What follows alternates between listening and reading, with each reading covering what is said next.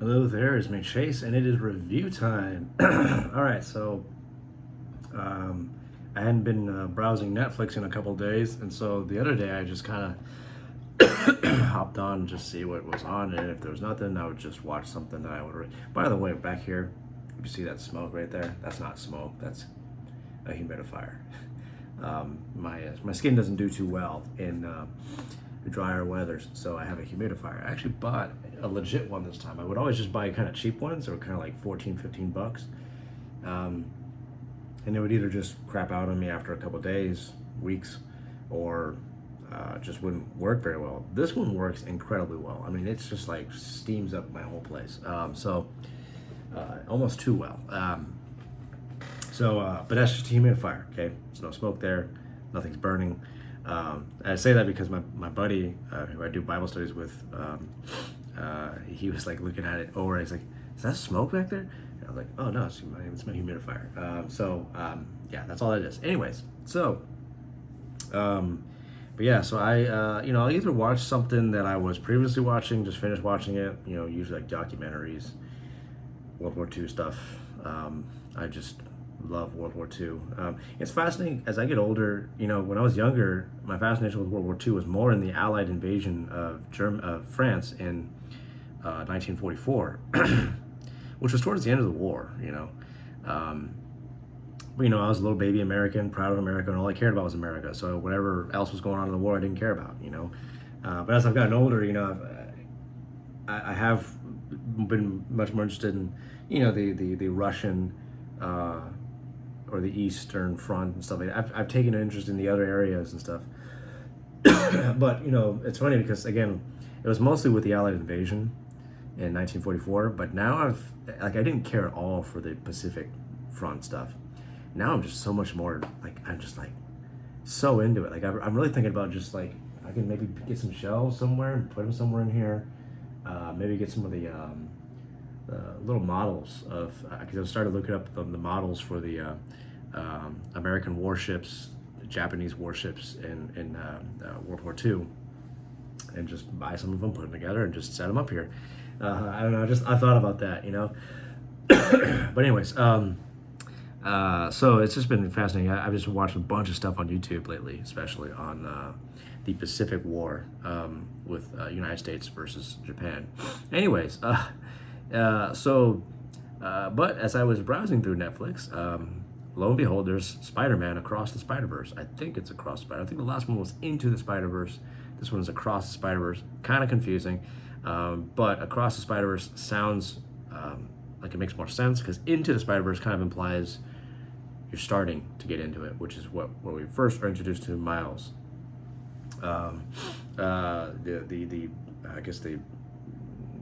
Interracial Spider-Man, which I'm not against, by the way. Just want to say that real quickly. I think with all the woke stuff going on, you could, I wasn't planning on saying this, but I'll just start with this.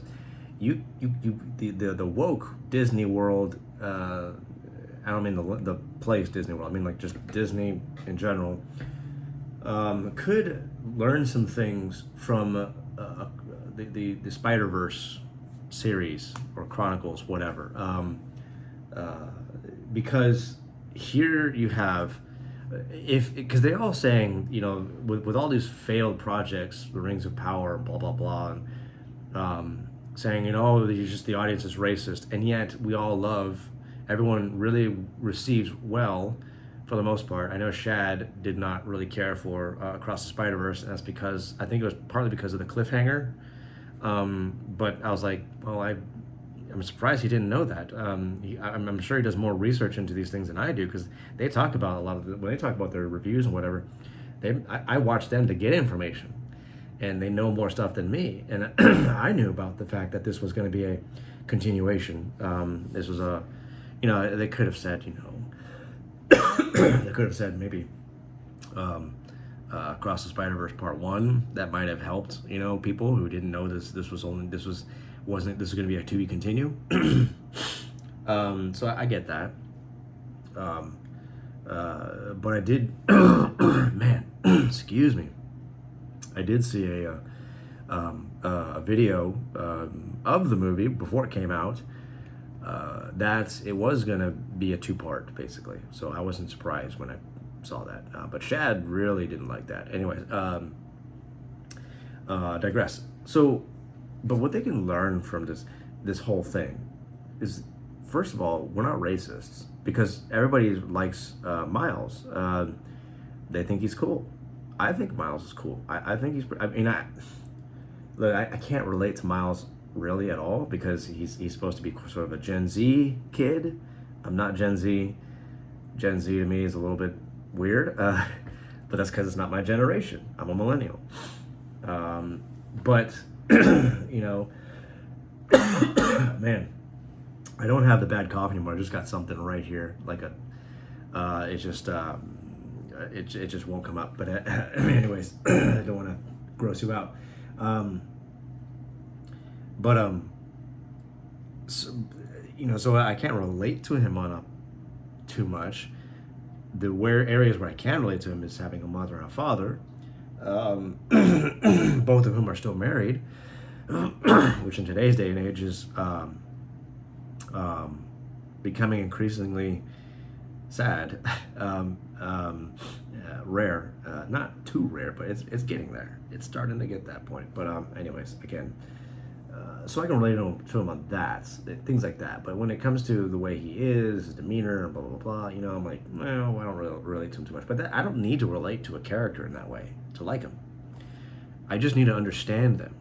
I need to know who they are, and they do that with Miles. They don't make him a copycat of Peter Parker, and you know that those are lessons that Disney could really learn from this. If they're trying to make woke stuff, you know, instead of race swapping, gender swapping, which I guess I thought didn't, you know, anyways, but I won't get into that. But instead of race swapping and gender swapping, do something creative with why this character, traditionally known for this role, is different. You know, something like that. So, you know, that's something that they could really learn from this and understand that, see, it's not that we're racist. It's just that we see what you're doing. You're changing, you know, fundamental elements of a story. And the people who like those stories don't appreciate that. And, you know, like with things like The Witcher. I mean, that is, you know, having multiracial things going on in that kind of a world, in that kind of an environment, it's kind of silly. It takes place in a world where, in a region, the story takes place in a region where people are just white. It's not racist. It's just the way it is regionally. And that's what people want. They want you to maintain that. It's not about being racist. But here they do a good job of doing that. They come up with a creative way to make Spider-Man biracial. He's not really black, but he's like biracial, right? To make him biracial, but not like ruining Spider-Man, you know? And they do the same thing with Spider-Gwen. And Spider-Gwen, I like Spider-Gwen. And once again, here's an example that should prove to you we're also not misogynistic. We're not sexist. We just want meaningful, properly done female lead characters. The Brie Larsons of the world, the Rachel Zeglers of the world, what they're looking for is they want retribution. That's what they want. And see, when retribution is your drive, naturally you're going to make a really bad story because you're not interested in making a good story. You're more interested in a retribution. You're more interested in equality, as it were, which is, again, just a code word for retribution. So, when, you know, we all really see right through all that, and you know, these people continuously treat us like we're dumb. And it's like, I'm not stupid, man. At least for me, I've been around for a while. I've been around for 34 years, so you know, I'm not stupid. And you know, in the last couple years or so, I've personally, I've been diving into storytelling and what makes good, compelling storytelling. And so when I see bad storytelling, I'm like, what is this? What are you doing? uh, so, yeah. So, anyways, so let me just get to now the review, I guess. But so my thoughts on the movie. I'm kind of indifferent to it. It was. I'm not saying it was bad. Okay, don't get me wrong. I'm not saying it was bad. It was good. It was a good movie. But I'm also like, I got mixed thoughts. Like I'm kind of like, see, because while they make a new Spider-Man, you know, Miles Morales, I think it's his name, and and again, I think he's a great character. He's fine. He's a really good character. But at the same time, he's still living in the shadow of Peter Parker and this whole multiverse thing. The entire movie, Across the Spider-Verse, it's not about Miles dealing with his world, and like I'd be interested to explore, you know, how his universe has changed things from the original Spider-Man universe. I would be interested to see that, but we don't really ever see that at all in this movie. There's just none of that. Most of the time is spent in the future Spider-Man. I forgot his name. Miguel, in his world. That's where the vast majority, and Gwen's world. And in fact, you know, it's weird because there wasn't a whole lot of time to Miles's character. There was a lot to Gwen's character. And see, this is the weird thing because it's not really like, it becomes Miles' movie after like 30 minutes. Or something like that. I mean, I was a little bit preoccupied while I was watching it, I'll be honest. I was watching it and making dinner at the same time, and doing some other stuff, but I was playing chess. But still, like what I was seeing, I was like, when we got to the area where Miles meets Miguel, I was like, holy smokes, man, we've only got 46 minutes left of this movie. Wow, that was fast. You know, I just maybe I need to go back and watch it again, you know, and pay a little bit more closer attention. But what I was seeing was the opening was really spent a lot of time on Gwen, and you know, and Miles got maybe his story time, I guess, got another 30 or so minutes, and then it was the rest of it was in Miguel's world and Miles getting chased after by all the Spider-Men of all these different universes.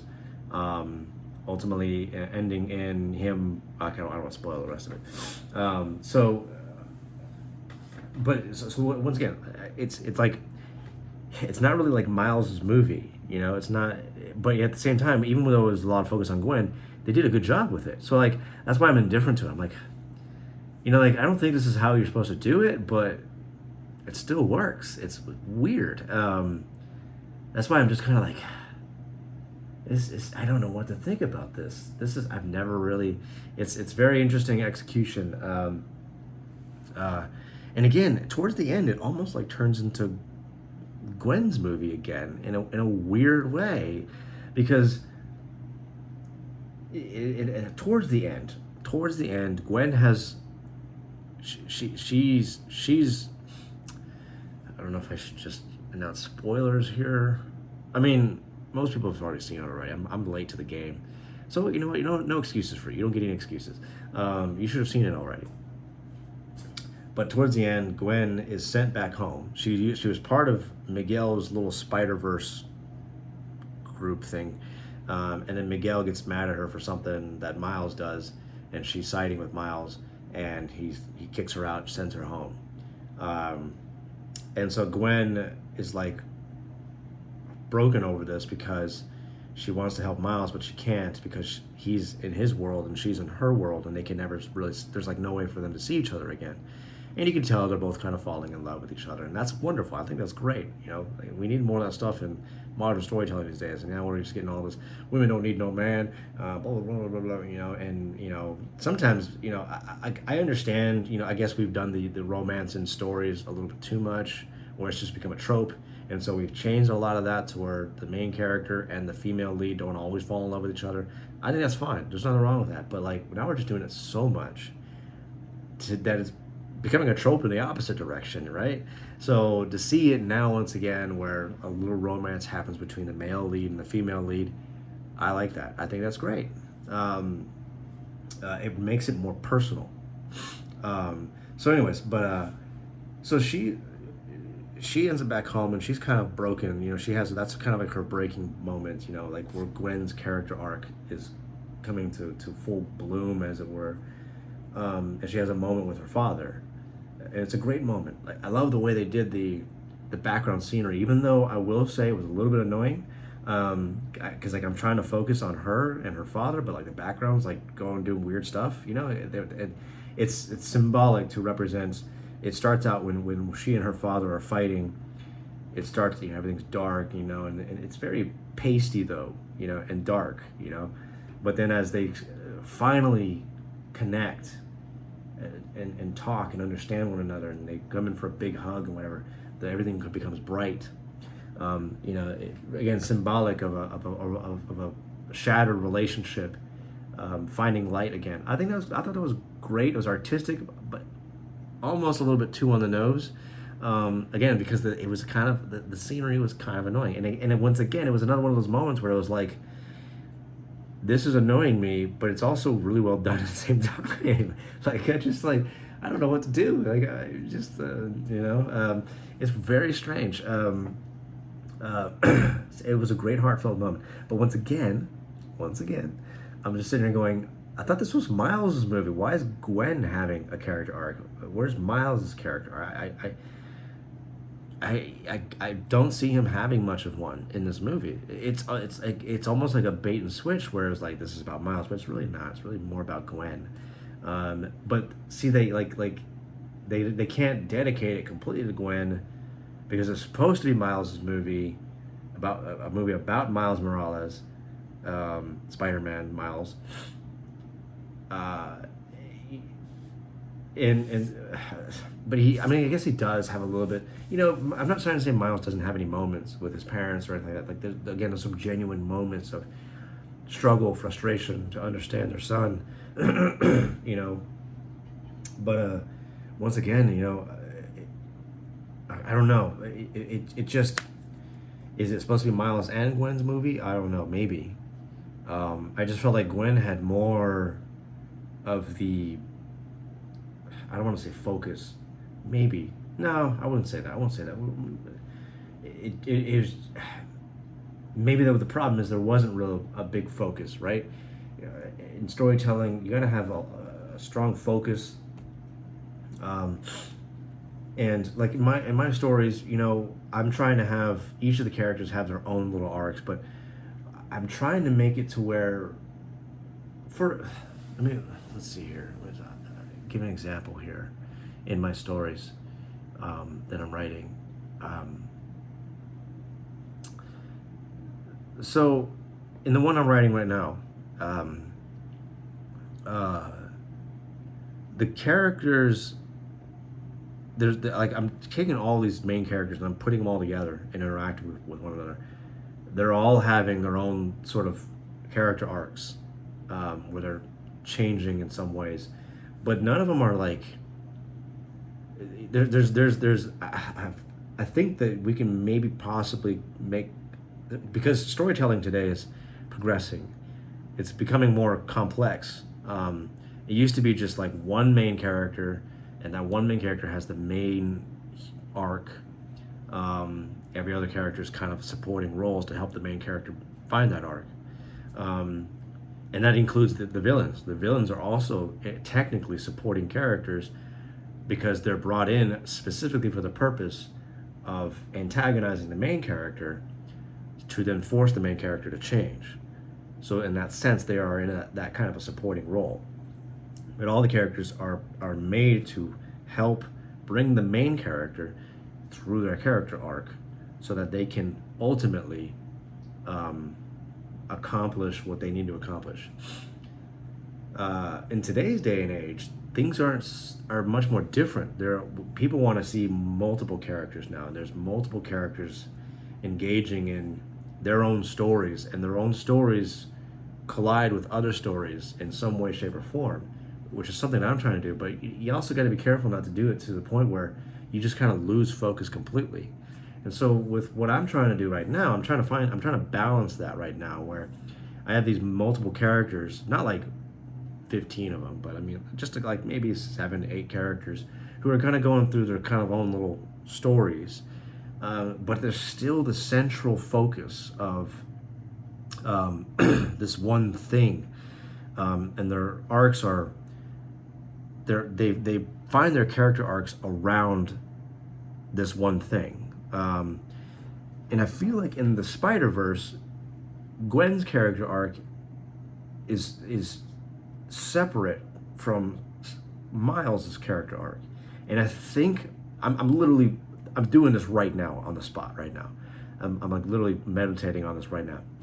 I think maybe that's the problem, is that there's just this lack of focus. You got these two character arcs, but they're kind of split from one another, and it doesn't allow focus. Whereas if you have these different characters who, what I'm trying to do in my story, they all have their own character arcs, but they're all centered around one thing, one central thing. So right now it's there's a mystery within this region of a creature of some kind, how it got there, what it is, and then how to destroy it. But then at the same time, there are other people in the area who aren't necessarily there for the creature. They're there for somebody else who's looking for the creature. But hopefully what you kind of see here is that that eventually it's gonna all kind of culminate in this one thing, this one creature, and what that creature, who put that there, or who's responsible for that thing being there. And when you kind of step back even farther, my plan is that you're going to have different factions that are kind of like in the shadows, as it were, who are all invested in what's going to happen here in this region. And only one is going to come out victorious. And the one who comes out victorious is the one who properly uses their chess pieces, to win. So it's almost like a chess game, except not between just one or two people. It's kind of between different, like 3 or 4, which they actually do have chessboards that do that. But anyways, that's kind of what I'm trying to do. But again, in a more focused sense, there's this problem in this region. One group is trying to fix the problem. Another group is trying to find the group that's trying to fix the problem, right? Again, that's a very basic explanation of it, but it ultimately will culminate around the problem. So that's kind of what I'm trying to do. And then all the characters because they all have their own things that they're going through, but they also are going to they have their different motives. They all basically are coming dead center on the same thing, but for different motives, different kind of reasons. And honestly, you can look at Pirates of the Caribbean. Pirates of the Caribbean is another great example. I should have just gone to that. In Pirates of the Caribbean, especially in like a Dead Man's Chest, everybody's going after Davy Jones' chest, or the chest that he has his heart in. But like Jack wants it for a different one reason, Will wants it for one reason, and Captain Lorrington, or not Captain, what's his title? Anyways, Mr. Lorrington wants it for his own reasons. And then you have Cutler Beckett, who wants it for his own reasons. So that's like Jack, Will, that's 4 people. And then you can technically tack on Elizabeth there. Somebody's vacuuming, I guess. I got the windows open. But you got Elizabeth as well. That may be 5. And if you want to add a sixth, Davy Jones himself. These different characters that want the locker for different reasons. Jack wants it to settle his debt. Will wants it to free his father. Thornton wants it to redeem himself and get his position back. Beckett wants it to control Davy Jones so they can control the seas. Davy Jones wants it so that nobody else can get it, basically, so that, he doesn't want anybody else messing with his heart. And Elizabeth wants it so that she can free Will. These 6 different motivations for getting the one thing. But see, they all center around this one thing. All of their character arcs, everything that they go through is centered around this one thing. So when you see in Across the Spiderverse, the character arcs, they don't center around one thing. At least in my opinion, they don't. Gwen's character arc has no relation to Miles' character arc, and it forces them to basically try and tell 2 different stories in one, and that lacks focus. That kind of destroys the focus. And again, what I'm trying to do in my stories, there's this one central thing that people want to get to, what this creature is and what it's hiding. Because in my story, creatures often are, the monsters are attracted to a source of power that they feed off of. And so that attracts other people. You got monster hunters who want the monster, they want to kill the monster for bounty, but then you have our main characters. If the monster hunters are allowed to just kill the monster for bounty, then Urkadesh has his own reasons for going after the monster. Monsters, they don't care where it came from. They don't care about any of that stuff. So if they get what they want, then Urkadesh loses his lead in finding where the monster came from. These guys don't care where it came from. And so Urkadesh is trying to get not simply the monster, but why it's there, and why it's there, who put it there, really, because that's what it's going to end up being about. It's not going to be just like this monster was just there, but somebody put it there, basically. The source of power that's there, and who put it there. He's trying to connect the monster with who put it there. So that obviously he's got to beat the monster hunters to it. And then you have the another group that wants they have their own reasons for the monster. They want to keep the monster there. They don't want to remove the monster. So they're actually going to try and stop Urkadesh and the monster hunters in their own ways. Again, I can't reveal everything to you, but then you have another group connected to it, also wants the monster there. Others that wants what the monster is hiding or keeping or using. So everything is revolving around this one thing, this one issue, and all the characters. They not only do they go through their own arcs revolving around this, but they also causes them to clash with one another, which forces their own character arcs, and it keeps the whole thing focused. So that's what I'm trying to do, and I just don't. Again, I went way off, but I don't know if this movie did that really well. The focus wasn't there.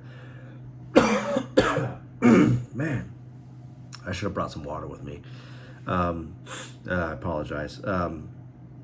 So there's that. But so the last thing I will say here is, at the very end, Miles ends up in the wrong universe because he's trying to save his dad. So Miles, he tries to go home, but he ends up in the wrong universe. Excuse me. And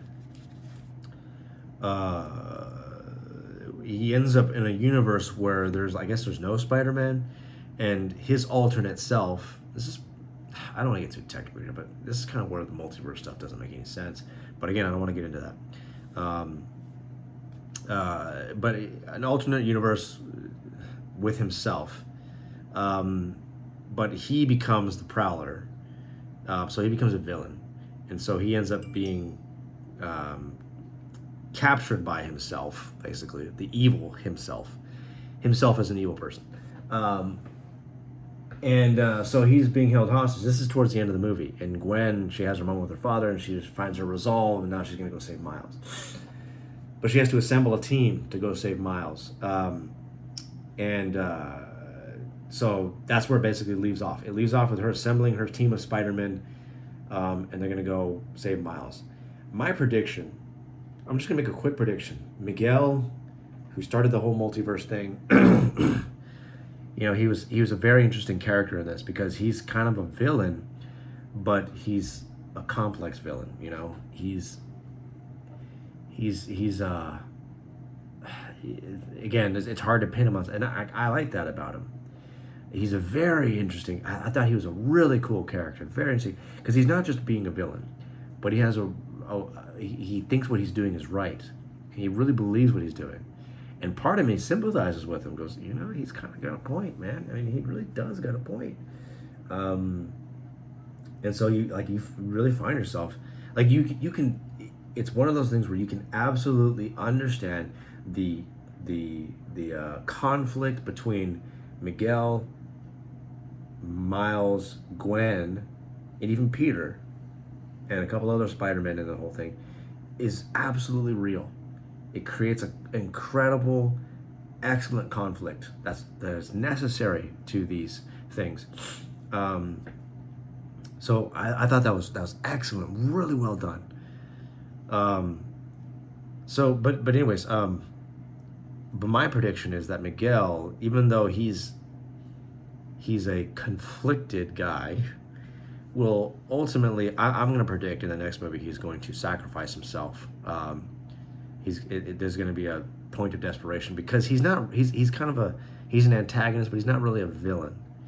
He's a conflicted, potentially confused guy who's allowed pain and heartbreak to kind of twist him a little bit, and I think he's gonna have a redemption arc in the next movie. I'm gonna predict that, and sacrifice himself to basically save everybody, because he's not. I don't think they're trying to paint him as evil. They're just trying to paint him as a complex antagonist who's trying to do the right thing, but may have slipped and gotten carried away. He's not doing, but it's not to be he's not becoming more and more just wicked. He's just his moral compass is twisted, and it's going to be corrected in the next one. I'm gonna predict. But so anyways, with that out of the way, I think I didn't really like the execution and the way they did this, even though it's not horrible. I didn't like the execution too well. I'm gonna say something that is not up to codes with modern standards. I don't care. Ultimately, I Rachel Zegler, you know, she was, when I heard her say, you know, about the 50s version of the Snow White, you know, that was back then. This is now. I'm always wanting to ask people like this, like, so your moral compass, I guess, it changes. You don't have an absolute standard. So what is the standard? Like, how do you know where it's going? You know, like, who decides where the moral shifts go? It could be 50 years from now, go back to the other version of Snow White. I mean, I don't know, because according to you, it seems like it shifts and whatever. But point being is that I don't believe that morality works that way. Morals are absolutes, or standards, or true standards are absolutes. They don't ever change. They're always the same. They've always been that way. And we fly off the cuff when we abandon those standards. Read Abolition of Man by C.S. Lewis. You'll understand what I'm talking about. And where this whole thing leads. This subjective standard stuff. Anyways, I believe in an absolute standard. I believe that men are absolutely men, women are absolutely women. Each one was created to function in certain capacities, certain thought processes, physiological aspects, everything like that. It's the way it is. It's just how the Lord made us. Just hard facts, man. God gives men broader shoulders, stronger physiques, because we were made to be workers. We were made to be warriors and protectors. Made women with smaller shoulders, smaller frames, and not always the case. There are women with broader shoulders. I'm not saying this, again, I'm not saying this is a full orb thing. And there are men with smaller shoulders. Actually, when I think about it, Chris Hemsworth actually has some small shoulders. He's just got really defined shoulders. But for a guy, he's got some fairly small, average size. Same thing with Chris Pine. He's got some small shoulders. Anyways, but God made women with hips to carry a child.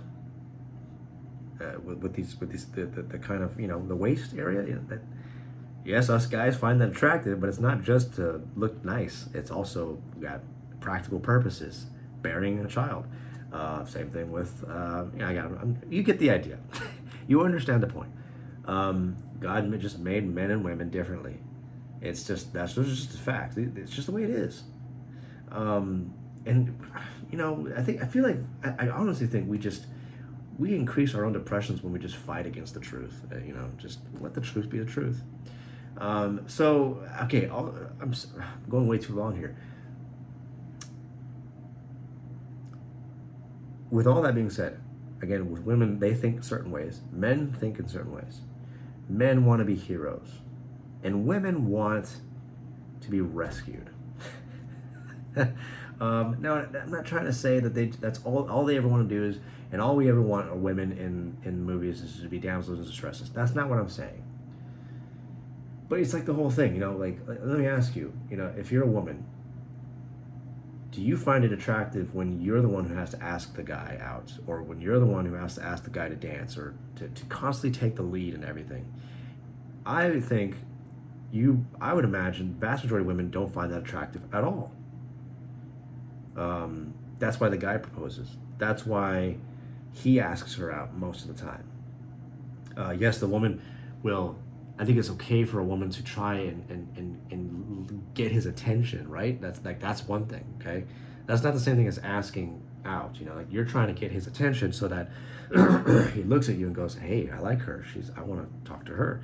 But that sets the initiative on him to go and do that, to ask her out, to essentially lead in the dance.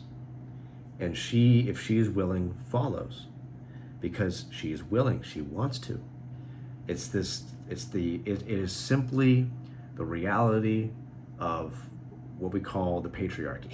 Again, that's a bad word today, but it's just the way it is. It's how we were made.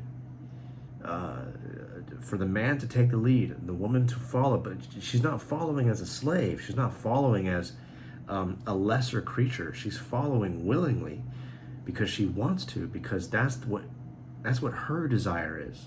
Her desire is to be led by a good man who leads confidently and with strength. So again, where am I going with all of this stuff? There's when the roles are reversed, I think most people don't like it as much as they may want to admit. So in this movie, the roles are completely reversed. Miles is the one who has to be rescued. Gwen's the one who's going to go rescue him. And again, just to say, the story and the execution isn't bad. I hope I didn't say that earlier. If I did, I contradicted myself. But I hope the execution isn't bad. Like, I'm not trying to say the story at this point is bad, but I still find it difficult, and that maybe what I'm trying to say is that I think it could have been much better if the roles were reversed. Instead, Miles has to go save Gwen. I know, everybody's like, oh, you're going to make Gwen the damsel in distress. In a certain sense, yes, but I don't see Gwen as a damsel in distress. Gwen's strong, she can take care of herself. But, see, I think that's what makes it much more compelling when you put a character who is capable of taking care of themselves in a position where they can't and they need help. I do the same thing with my own characters. And yes, female characters. Anastasia, strong, she can fight, she can take care of her, she can fend for herself, take on multiple opponents, not through brute strength, but through agility and outmaneuverability of her own opponents. That's how she beats them. She doesn't just take them head on. And that's not her being that's not her cheating. That's her being smart, perceptive. Look, in a fight, man, it's not about who's cheating and who's playing fair. It's about winning, and you do whatever you got to win. All right, so, but Anastasia even she eventually finds herself in positions where she can't. She needs help, and I think when you put characters who usually have that ability to take care of themselves in a position where they can't, it I think it creates a much more compelling. What would be the right term? I don't want to just say it makes it more compelling, but I guess it just makes it more interesting. It's like, wow, dude, I've known this guy or this gal to be just like able to just handle anything, and here's a moment where they can't. It really humanizes them in a way, and it creates a stronger level of empathy from the audience, or at least it has the potential to do it if you execute it properly. And so that's one of the reasons why I do it. Now again, but it's not always the case. I have Anastasia saving dudes, main character guys as well. So I'm not trying to say I just constantly put her in damsel in distress period moments. She's not a damsel in distress. She can take care of herself, but there are times where she can't, and that's what makes stories interesting. That's one of the things that makes stories interesting.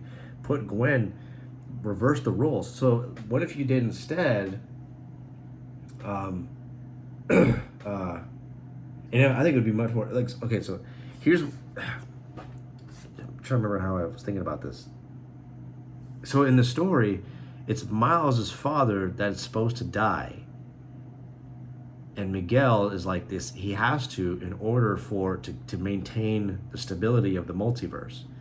If you save your father, you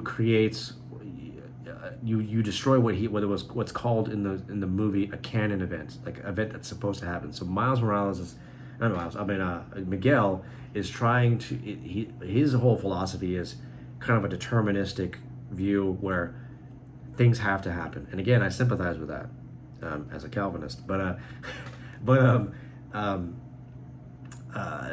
is like, no. Like I gotta save my father, and you understand why he has to do it. That's why I was kind of torn on the whole story. But I was thinking to myself, like, what if you instead have switch it to where it's Gwen's dad who has to die, and maybe Gwen kind of freaks out and goes, I can't let that happen, and Miles is now, he's got to go. He's got to pick a side. You know what side he's always going to pick. It's going to be Gwen's side.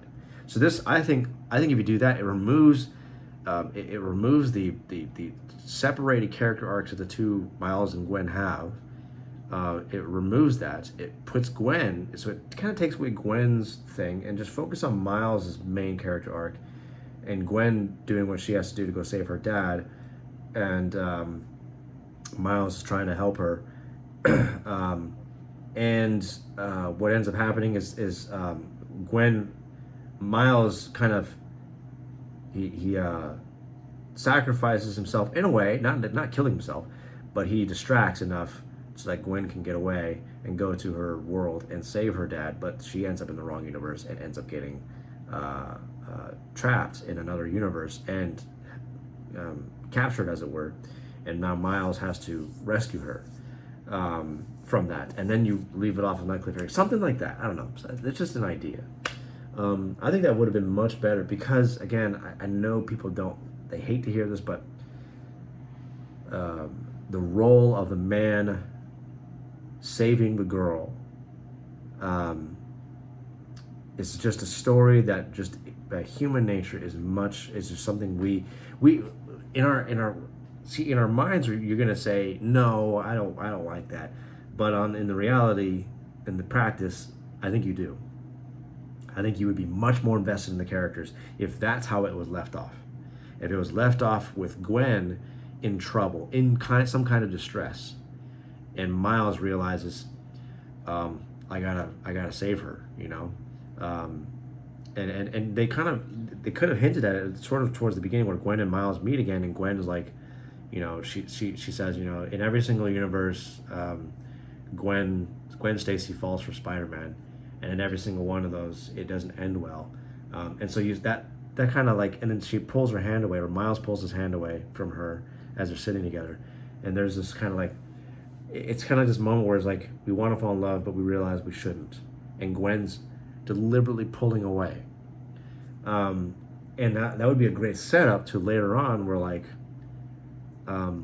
where you kind of create this drama between the two of them. You know, it's kind of the, you know, where they want to fall in love but they can't, blah blah, and things like that, where and events in the story force them to come closer to each other. That would have been, I think, would have been much more cool and more compelling. It's not that I'm not invested in seeing what happens next. I am, but I think you should have reversed the roles somehow, where Gwen was trapped and captured, and Miles had to help her and save her. You know, and she has to come to grips with maybe accepting that maybe falling in love with Spider-Man is going to lead to a lot of bad consequences, but love is worth it, and that could be a good character arc right there. You know, like that's what I think. So, but all in all, it wasn't a bad movie. It was a good movie. It just there was some things about it, and again, like I was just saying, it's just kind of, I was like, man, you know, I don't know, it was great, but also misplaced maybe, you know, and I don't know. Is it possible to do that? Like that, I'm thinking about these things now. Like, is it possible to make a great story that is still misplaced? Maybe, but this is going way too long, and I've been just coughing up like crazy, so I apologize. But there's my review of Spider-Man Across the Spider-Verse.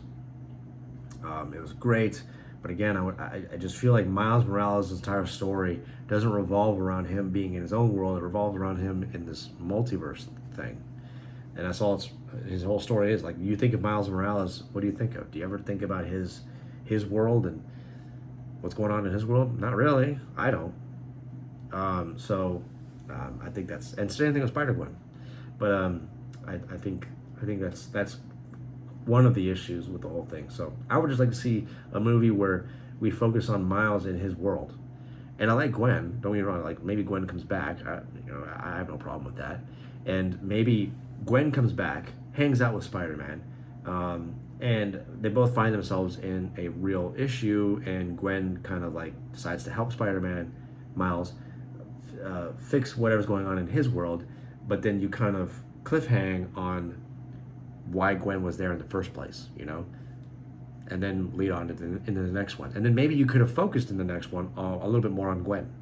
So you could have done that as well, you know. So those are just ideas that could have done that may have helped the focus better. Like, focus on one thing, one central theme, and then the arcs around that one central theme, rather than the way that they ended up doing it. So anyways, I've been going long here.